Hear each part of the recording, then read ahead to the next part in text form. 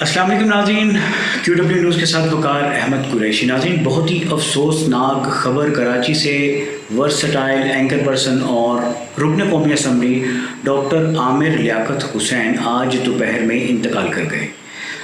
ذرائع کا یہ کہنا ہے کہ پوری رات ڈاکٹر صاحب اپنے روم میں روتے رہے اور یہ کہتے رہے کہ میں نہیں بچوں گا، میں نہیں بچوں گا۔ بالآخر صبح ہوئی اور صبح انہیں نیم بے ہوشی کی حالت میں ان کے کمرے میں پایا گیا۔ انہیں ڈاکٹرز کے پاس لے جایا گیا، ہاسپٹل لے جایا گیا، جہاں پہ ڈاکٹرز نے ان کی موت کی تصدیق کر دی۔ ڈاکٹرز کا یہ کہنا تھا کہ انہیں ڈیڈ آن ارائیول یہاں پہ پہنچایا گیا ہے۔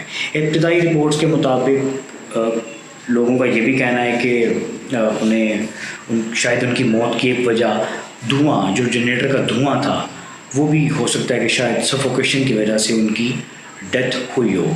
انویسٹیگیشن کا آغاز کیا جا چکا ہے۔ پوسٹ مارٹم رپورٹ آنے کے بعد ہی کچھ کہا جا سکے گا کہ ان کی موت کی اصل وجہ کیا بنی۔